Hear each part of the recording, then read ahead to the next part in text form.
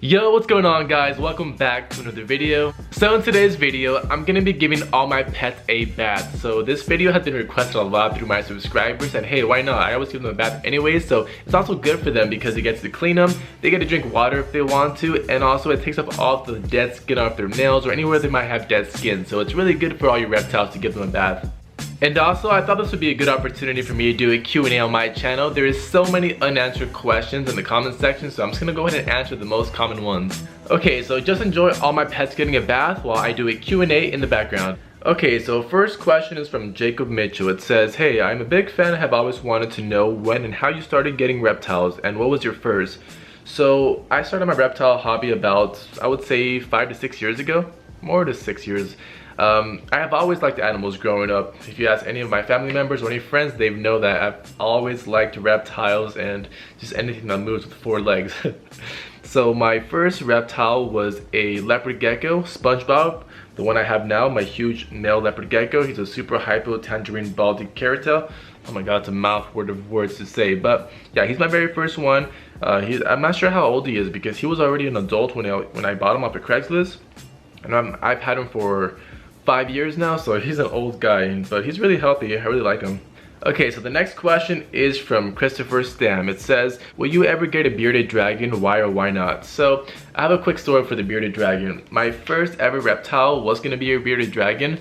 I went to the reptile store and I was like, I want a bearded dragon for sure. I was gonna get a little baby one. And then the reptile employee there, he's like, okay, so bearded dragon's gonna be on the expensive side. You're gonna be spending more than $200 with the enclosure, the lighting, the heat, all the supplies inside it, the water, everything that you need for your bearded dragon tank.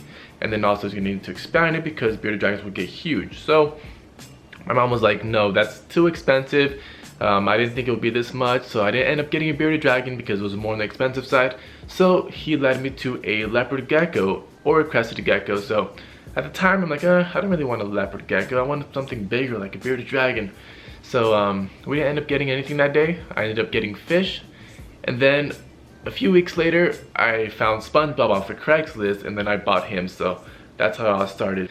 But as far as getting a bearded dragon now, I would want to get like a Zero or some like really cool morph, because I feel like the regular just normal bearded dragon is too common and everybody has it. So I just want something crazy and like really nice colors, you know. So who knows, maybe in the future. I don't have space for it now, but I would really want a bearded dragon. Okay, next question is from Pets 101.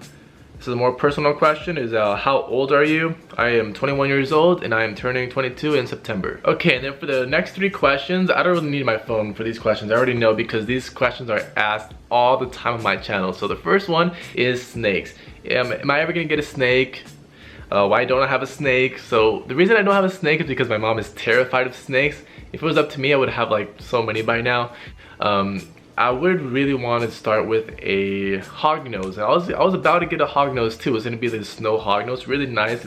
This big. It was a male, and I didn't end up getting it. And actually, for that hognose, I showed my mom, and she kind of accepted it. She's like, okay, if it's that small, then yes. But yeah, it's this small. You can't be scared. It's like a little worm.